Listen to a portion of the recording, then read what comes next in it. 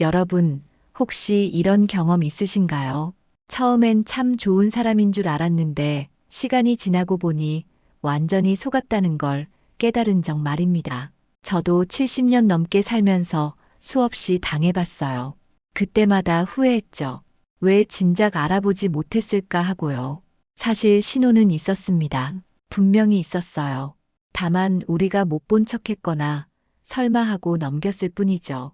오늘은 그 신호들에 대해 이야기해 보려고 합니다. 못된 사람들은 숨어 있습니다. 처음엔 친절하고 다정해 보여요. 하지만 어느 순간 본색을 드러내죠. 그때는 이미 늦었습니다. 마음의 상처를 입었거나 금전적 피해를 받거나 소중한 인연이 망가진 다음이니까요. 나이 들수록 사람 만나는 게 더 조심스러워집니다. 회복할 시간도 없고 상처받을 여유도 없으니까요. 그래서 더더욱 미리 알아봐야 합니다. 오늘 제가 알려드릴 5가지 신호만 기억하세요.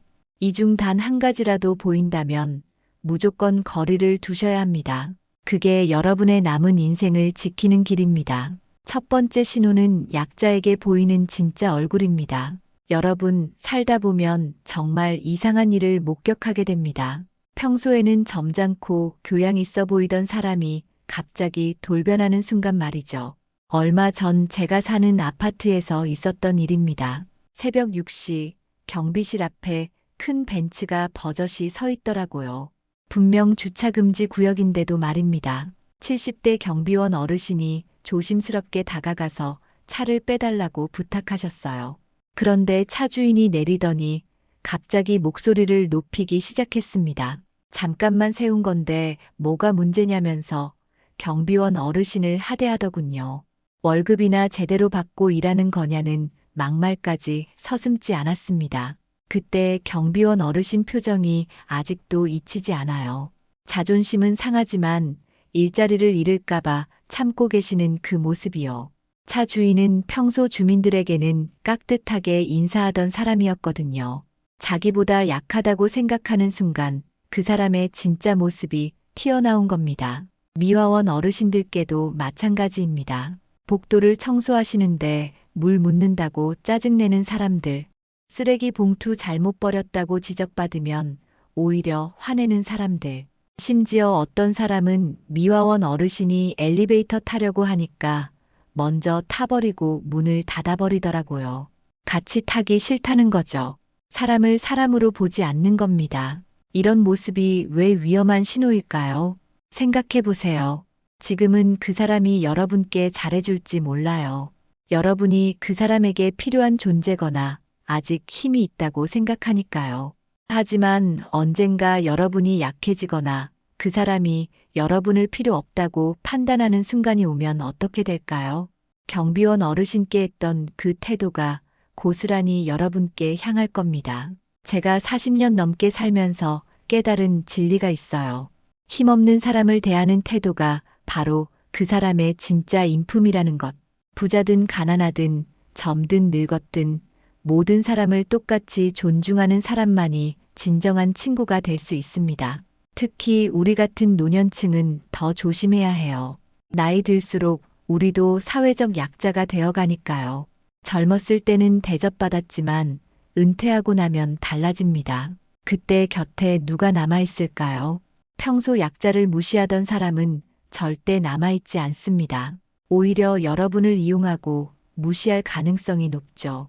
그래서 저는 늘 관찰합니다. 택시기사님께 하는 말투, 마트 계산원에게 하는 태도, 경비원 어르신께 인사하는지, 미화원 어르신을 어떻게 대하는지, 이런 작은 행동 하나하나가 그 사람의 본성을 보여주는 거울이니까요. 여러분도 주변을 한번 돌아보세요. 혹시 이런 모습을 보이는 사람이 있다면 아무리 지금 여러분께 잘해준다 해도 거리를 두는 게 현명합니다. 그건 가면일 뿐이고 진짜 얼굴은 약자를 대할 때 나타나니까요. 두 번째 신호는 남의 불행을 즐기는 마음입니다. 여러분은 주변에 이런 사람 없으신가요? 겉으로는 걱정하는 척하면서 속으로는 은근히 즐거워하는 사람 말입니다. 작년에 제 오랜 친구가 겪은 일이에요. 그 친구 아들이 사업에 실패했습니다. 가족 모두 힘들어하고 있을 때였죠. 동창 모임에서 한 사람이 다가와 위로한다며 이런 말을 했대요. 아이고 어떡해. 그래도 다행이야. 더 큰 빚지기 전에 망한 게. 근데 애초에 그 아들이 좀 철없지 않았어? 부모 속 썩이더니 결국 이렇게 됐네. 말은 위로인데 눈은 웃고 있더랍니다. 더 충격적인 건 그 다음이었어요. 다른 친구들한테 전화해서 그 소식을 퍼뜨리더라는 겁니다. 걱정하는 척 하면서요. 야, 큰일 났더라. 아들이 완전 망했대. 집까지 날릴 뻔했다더라. 이러면서 수군수군. 마치 남의 불행이 자기 오락거리인 것처럼 말이죠. 이런 사람들의 특징이 뭔지 아세요? 평소엔 잘 지내는 사이처럼 보여요. 같이 차도 마시고 안부도 묻죠. 그런데 여러분께 좋은 일이 생기면 축하는 하는데 표정이 굳어 있어요. 진심이 아닌 거죠. 반대로 힘든 일이 생기면 걱정한다면서 계속 캐묻습니다. 얼마나 힘든지, 얼마나 손해봤는지, 앞으로 어떻게 할 건지, 그러면서 은근히 더 나쁜 상황을 상상하게 만들어요. 제가 젊었을 때 직장에도 이런 사람이 있었어요. 동료가 승진해서 떨어지면 술 사준다며 데리고 나가서는 계속 그 얘기만 하는 거예요. 위로가 아니라 상처에 소금 뿌리는 거죠. 나중에 알고 보니 그 사람 다른 부서 가서는 누가 승진 떨어졌는데 불쌍하더라 하면서 떠벌리고 다녔대요. 더 무서운 건 이런 사람들이 교묘하다는 거예요. 절대 대놓고 기뻐하지 않아요. 오히려 더 친한 척, 더 걱정하는 척 합니다. 그래서 많은 사람이 속아 넘어가죠. 하지만 자세히 보면 알 수 있어요. 말투에서, 눈빛에서, 그리고 그 후의 행동에서 본심이 드러납니다. 특히 조심해야 할 건 이런 말을 하는 사람이에요. 그럴 줄 알았어. 내가 뭘 했어. 하긴 너무 잘 나가긴 했지. 언젠가는 이런 일이 있을 줄 알았어. 이런 식으로 여러분의 불행을 예견했다는 듯이 말하는 사람. 이건 위로가 아니라 조롱입니다. 왜 이런 사람을 멀리해야 할까요? 생각해 보세요. 진정한 친구라면 여러분이 잘 될 때 진심으로 기뻐하고 힘들 때 조용히 곁에 있어줘야 하는 거 아닌가요? 남의 불행을 즐기는 사람은 여러분을 친구로 보는 게 아니에요. 자기보다 못한 사람을 보며 위안받고 싶은 거죠. 여러분이 잘 되면 배 아파하고 못 되면 안도하는 사람. 그런 사람과 함께 있으면 여러분의 기운이 빠집니다. 나이 들수록 진짜 친구가 필요해요. 내 아픔을 내 아픔처럼, 내 기쁨을 내 기쁨처럼 느껴주는 사람. 그런 사람 한두 명이면 충분합니다. 남의 불행을 즐기는 사람에게 시간 낭비하지 마세요. 그 시간에 진짜 소중한 사람과 따뜻한 차 한 잔 나누는 게 100배 낫습니다. 인생 후반기는 뺄셈의 시기예요. 불필요한 관계는 과감히 정리하고 진정한 사람들과만 시간을 보내야 합니다. 남의 불행을 즐기는 사람, 이제는 알아보고 멀리하세요. 그게 여러분의 마음을 지키는 방법입니다. 세 번째 신호는 책임은 남에게, 공은 자기에게입니다. 일이 잘 되면 다 자기 덕이고 잘못되면 전부 남 탓하는 사람 말입니다. 제가 아는 어떤 사장님 이야기를 해드릴게요. 60대 중반인데 작은 가게를 운영하시는 분이었어요. 직원이 딱 3명이었는데 그중 한 명이 정말 이상한 사람이었습니다. 손님이 많이 와서 매출이 오르면 자기가 친절하게 응대해서 그렇다고 자랑하고 다녔어요. 그런데 매출이 떨어지면 어떻게 했는지 아세요? 사장님이 물건을 제대로 안 들여놔서 그렇다. 다른 직원이 불친절해서 손님이 안 온다. 날씨가 안 좋아서 그렇다. 경기가 나빠서 그렇다. 온갖 핑계를 다 대더라는 거예요. 더 황당한 건 실수했을 때예요. 본인이 주문을 잘못 받아서 손님이 화났는데 그걸 또 남 탓으로 돌리는 겁니다. 주방에서 제대로 안 만들어줬다. 손님이 말을 제대로 안 했다. 가게 시스템이 문제다. 절대 자기 잘못이라고 인정하지 않더래요. 결국 사장님이 참다 못해 그 직원을 내보냈죠. 이런 사람들이 가족 안에도 있어요. 며느리 하나 아는데 시어머니가 돌아가신 후에 유산 문제로 싸움이 났대요. 그 며느리가 욕심내서 더 가지려고 했다가 결국 가족끼리 의절까지 갔는데 지금도 자기는 잘못이 없대요. 시동생이 욕심쟁이라서 그렇다. 남편이 무능해서 제대로 못 챙겼다. 변호사가 일을 잘못했다. 다 남 탓이에요. 정작 본인이 욕심부린 건 절대 인정 안 하죠. 직장 생활 40년 하면서 이런 사람 수도 없이 봤습니다. 팀 프로젝트가 성공하면 자기가 주도했다고 보고하고 실패하면 팀원들이 협조를 안 했다고 떠넘기는 상사. 부부싸움 할 때마다 자기는 잘못이 하나도 없고 상대방이 다 문제라고 하는 배우자. 사업 실패하고도 동업자 탓, 직원 탓, 시장 탓만 하는 사람. 이런 사람들의 공통점이 뭔지 아세요? 절대 성장하지 못한다는 거예요. 왜냐하면 자기 잘못을 인정하지 않으니까 배울 수가 없는 거죠. 똑같은 실수를 반복하면서도 계속 남 탓만 합니다. 그리고 결국엔 주변에 아무도 남지 않아요. 누가 그런 사람이랑 같이 있고 싶겠어요. 특히 위험한 건 이런 사람과 동업하거나 깊은 관계를 맺을 때예요. 처음엔 자신감 넘치고 능력 있어 보일 수 있어요. 하지만 문제가 생기면 여러분이 모든 책임을 뒤집어 쓰게 됩니다. 자기는 빠져나가고 여러분만 피해자가 되는 거죠. 제 오랜 친구 하나는 이런 사람하고 동업했다가 완전히 망했어요. 사업이 잘 될 때는 그 사람이 얼마나 으스댔는지 몰라요. 자기가 다 했다고. 그런데 망하니까 어떻게 했는지 아세요? 모든 서류에서 자기 이름을 빼놨더라고요. 빚은 다 제 친구가 떠안게 된 거죠. 지금도 그 사람은 자기는 잘못이 없다고, 친구가 경영을 잘못해서 망했다고 떠들고 다닌대요. 진짜 괜찮은 사람은 달라요. 잘못했을 때 인정하고 사과할 줄 알아요. 실패해도 자기 책임을 받아들이고 거기서 배우죠. 성공했을 때는 함께한 사람들의 공을 인정하고요. 그런 사람이 진짜 크는 사람이고 함께할 가치가 있는 사람입니다. 나이 들수록 이런 사람 구별하는 게 중요해요. 젊을 때는 실수해도 다시 일어설 기회가 있지만 우리 나이에는 한 번 잘못 엮이면 회복하기 어려우니까요. 작은 일에서도 남 탓하는 사람, 자기 잘못을 인정 못하는 사람, 성공은 독차지하고 실패는 떠넘기는 사람. 이런 신호가 한 번이라도 보이면 바로 거리를 두세요. 그게 여러분을 지키는 유일한 방법입니다. 네 번째 신호는 거짓말이 일상인 사람입니다. 여러분, 작은 거짓말 하나쯤은 괜찮다고 생각하시는 분 계신가요? 저도 한때는 그랬어요. 하지만 70년 넘게 살아보니 확실히 알겠더라고요. 작은 거짓말하는 사람은 큰 거짓말도 서슴지 않는다는 걸요. 몇 년 전 동네 개모임에서 있었던 일이에요. 한 회원이 매번 늦으면서 핑계가 가지각색이었습니다. 병원 갔다 왔다. 갑자기 손님이 왔다. 차가 막혔다. 처음엔 다들 그러려니 했죠. 그런데 어느 날 우연히 알게 됐어요. 그 사람이 늦은 날 마트에서 친구랑 수다 떨고 있는 걸 다른 회원이 봤던 거예요. 병원 간다던 날이었는데 말이죠. 그때부터 의심이 들기 시작했습니다. 돈 걷는 날도 꼭 돈 없다고 미루더니 나중에 보니 그날 백화점에서 비싼 옷 샀더라고요.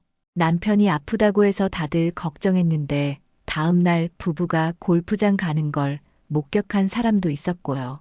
결국 그 사람 갯돈 떼먹고 도망갔습니다. 나중에 알고 보니 다른 개모임에서도 똑같은 짓을 했더라고요. 거짓말쟁이들의 특징이 뭔지 아세요? 필요 없는 거짓말을 너무 쉽게 한다는 거예요. 솔직히 말해도 될 일인데 굳이 꾸며서 이야기해요. 밥 먹었냐고 물으면 안 먹었는데도 먹었다고 하고, 어디 가냐고 물으면 집에 가는데도 다른 데 간다고 하고, 이런 사소한 거짓말이 습관이 된 사람은 정말 위험해요. 제 조카 하나가 이런 사람하고 결혼했다가 고생 많이 했어요. 처음엔 사소한 거짓말이었대요. 퇴근 늦은 이유, 친구 만난 것, 돈 쓴 내역 같은 것들이요.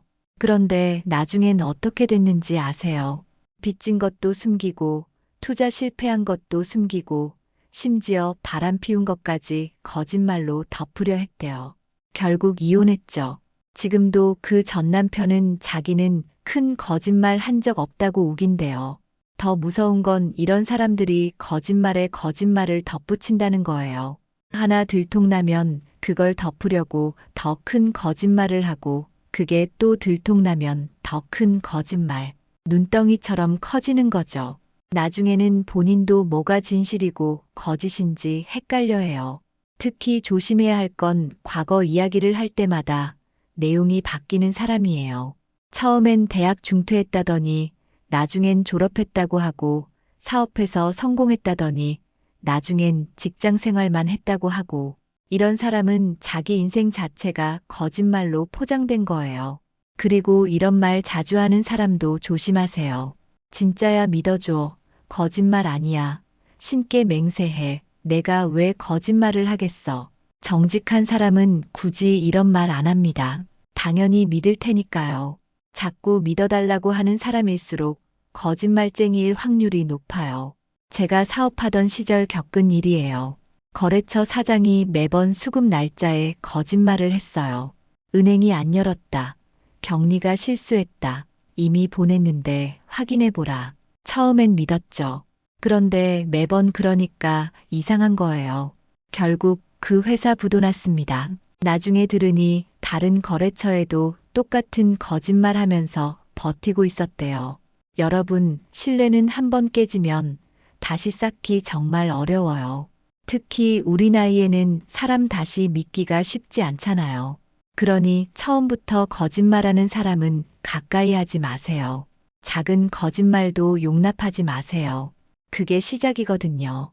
지각한 진짜 이유를 말 못할 이유가 뭐가 있어요. 돈 없으면 없다고, 만나기 싫으면 싫다고 솔직하게 말하는 사람이 진짜예요. 거짓으로 포장하는 순간 그 관계는 가짜가 되는 겁니다. 남은 인생, 진실한 사람들과만 지내도 시간이 부족해요. 거짓말쟁이한테 속고 상처받을 시간이 어디 있습니까? 한 번만 거짓말해도 바로 선 그으세요. 그게 여러분의 마음과 시간과 재산을 지키는 방법입니다. 5번째 신호는 은혜를 원수로 갚는 배신입니다. 여러분 살면서 가장 마음 아픈 게 뭔지 아세요? 진심으로 도와준 사람한테 뒤통수 맞는 거예요. 그것만큼 가슴 아린 일이 없습니다. 제 아는 어르신 한 분이 겪은 일인데요. 그분이 어려울 때 도와준 후배가 있었대요. 돈도 빌려주고 일자리도 소개해주고 자식처럼 챙겼다고 해요. 그 후배가 사업한다고 하니까 퇴직금까지 빼서 투자해줬고요. 처음 몇 년은 정말 잘했대요. 명절마다 찾아오고 어버이날엔 카네이션도 달아주고. 그런데 사업이 자리 잡으니까 서서히 달라지더래요. 전화도 뜸해지고 만나자고 해도 바쁘다고 피하고. 그러더니 어느 날 황당한 일이 벌어졌습니다. 그 어르신이 투자한 돈 좀 돌려달라고 했더니 그게 투자금이 아니라 그동안 일한 월급이었다는 거예요. 계약서가 없으니까 증명할 방법도 없고 더 충격적인 건 그 후배가 다른 사람들한테 이렇게 말하고 다녔대요. 그 노인네가 욕심이 많아서 자꾸 돈 달라고 한다고. 도와준 은혜를 원수로 갚은 거죠. 이런 일이 가족 사이에서도 일어나요. 제 이웃집 할머니는 막내딸을 유독 아꼈어요. 대학도 보내주고 결혼할 때 집도 마련해주고 다른 자식들은 못해준 것까지 다 해줬죠. 그런데 그 막내딸이 지금 어떻게 하는지 아세요? 엄마가 치매 기운이 보이니까 재산 정리하자면서 자기 이름으로 다 돌리려고 해요. 다른 형제들이 말리니까 오히려 그동안 엄마 모신 게 자기니까 당연하다고 우긴대요. 평생 받기만 한 사람이 이제 와서 더 가지려고 하는 거죠. 배은망덕한 사람들의 특징이 뭔지 아세요? 처음엔 굉장히 비굴해요. 도와달라고 사정하고 평생 은혜 못 잊겠다고 맹세하고. 그런데 일단 얻을 거 다 얻으면 태도가 달라집니다. 당연하게 여기기 시작해요. 그러다가 나중엔 오히려 적게 받았다고 불평하죠. 더 나쁜 건 이런 사람들이 은혜를 입은 사람을 오히려 공격한다는 거예요. 왜 그런지 아세요? 자기가 약했던 모습을 아는 사람이 부담스러운 거예요. 그래서 그 사람을 없애려고 하는 거죠. 험담하고 모함하고 심지어 해치려고까지 합니다. 제가 직장 생활할 때도 이런 일을 당했어요. 신입사원 하나를 정말 열심히 가르쳤습니다. 주말에도 시간 내서 교육하고 실수해도 대신 사과하고 승진할 수 있게 도와줬죠. 그런데 그 직원이 과장되고 나서 어떻게 했는지 아세요? 제 뒤에서 험담하고 다녔어요. 저 사람은 실력도 없으면서 나이만 먹었다고, 자기가 없으면 아무것도 못한다고, 심지어 제가 가르쳐 준 기술을 자기가 개발한 것처럼 보고서에 쓰더라고요. 특히 조심해야 할 사람이 있어요. 도움받을 때 지나치게 감사해야 하는 사람, 무릎 꿇고 울면서 평생 보답하겠다는 사람. 정말 고마운 사람은 그렇게까지 안 해요. 진심으로 감사하고 조용히 보답하려고 노력하죠. 쇼하는 사람일수록 나중에 배신합니다. 그리고 이런 말하는 사람도 위험해요. 이번만 도와주면 평생 잊지 않겠다. 당신이 아니면 안 된다. 당신만 믿는다. 이런 극단적인 표현을 쓰는 사람은 대부분 거짓말쟁이에요. 진짜 간절한 사람은 미안해서라도 그런 말 못해요. 여러분, 그렇다고 세상 모든 사람을 의심하라는 게 아니에요. 다만 분별력을 가지라는 거죠. 도와주되 거리는 유지하고 베풀되 대가는 기대하지 말고, 그리고 한 번이라도 배은망덕한 모습이 보이면 바로 관계를 끊으세요. 우리 나이에는 배신당하고 회복할 시간이 없어요. 젊을 때는 실수해도 다시 시작할 수 있지만 지금은 한 번 당하면 끝이에요. 마음의 상처도 그렇고 경제적 손실도 그렇고, 은혜를 아는 사람, 받은 만큼 돌려주려고 노력하는 사람, 작은 도움에도 오래 기억하는 사람, 이런 사람들과만 관계를 맺으세요. 그게 여러분의 노후를 평화롭게 만드는 비결입니다. 배은망덕한 사람의 신호, 이제 아시겠죠? 한 번이라도 그런 모습 보이면 미련 없이 돌아서세요. 여러분의 선한 마음이 상처받을 이유가 없습니다. 오늘 제가 말씀드린 5가지 신호 잘 기억하셨나요? 약자에게 못되게 구는 사람, 남의 불행을 즐기는 사람, 책임을 회피하는 사람, 거짓말이 일상인 사람, 은혜를 모르는 사람, 이런 사람들 말입니다. 70년 넘게 살아오면서 깨달은 게 있어요. 사람은 잘 안 변한다는 거예요. 특히 나이 들수록 더 그래요. 젊을 때 못된 사람은 늙어서 더 못되게 굽니다. 그러니 바꾸려고 하지 마세요. 여러분이 상처받을 뿐이에요. 많은 분들이 착각하시는 게 있어요. 정이 들었으니까, 오래 알았으니까, 혈육이니까 참고 지내야 한다고 생각하시는 거예요. 아닙니다. 나이 들수록 더 단호해져야 해요. 남은 시간이 얼마나 소중한데 못된 사람한테 쓸 여유가 어디 있습니까? 거리두기가 나쁜 게 아니에요. 오히려 지혜로운 거죠. 용서는 하되 가까이 하지 않는 것, 미워하지는 않되 마음의 문은 닫는 것. 그게 여러분을 지키는 방법이에요. 제가 5년 전에 큰 결심을 한 적이 있어요. 평생 알고 지낸 친구 하나와 연을 끊었습니다. 40년 지기였는데도요. 그 친구가 제 다른 친구들한테 저에 대한 거짓말을 퍼뜨리고 다녔거든요. 처음엔 오해일 거라고, 실수일 거라고 넘겼어요. 하지만 계속되니까 알겠더라고요. 이 사람의 본성이구나 하고 주변에서 많이 말렸어요. 그래도 오래된 정이 있는데 나이 들어서 친구 끊으면 외롭다고. 하지만 전 단호했습니다. 못된 친구 하나 때문에 매일 스트레스 받느니 차라리 혼자가 낫다고 생각했거든요. 그리고 지금 전혀 후회 없어요. 오히려 마음이 편해졌죠. 여러분도 용기 내세요. 그 사람 없어도 살 수 있어요. 아니, 오히려 더 잘 살 수 있습니다. 못된 사람이 빠지면 그 자리에 좋은 사람이 들어와요. 부정적인 기운이 사라지면 긍정적인 기운이 채워지거든요. 물론 외로울 수 있어요. 하지만 나쁜 사람과 함께 있는 외로움이 혼자 있는 외로움보다 더 아프다는 거 아시잖아요. 차라리 홀가분하게 혼자 있는 게 나아요. 그리고 혼자가 아니에요. 진짜 좋은 사람 한두 명이면 충분합니다. 이제 우리에게 남은 시간 그리 많지 않아요. 10년일 수도 20년일 수도 있죠. 이 귀한 시간을 어떻게 보낼 건가요? 못된 사람한테 시달리면서 보낼 건가요? 아니면 좋은 사람들과 따뜻하게 보낼 건가요? 제가 마지막으로 드리고 싶은 말씀이 있어요.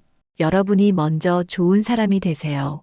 약자에게 친절하고 남의 성공을 축하하고 책임질 줄 알고 정직하고 은혜를 아는 사람.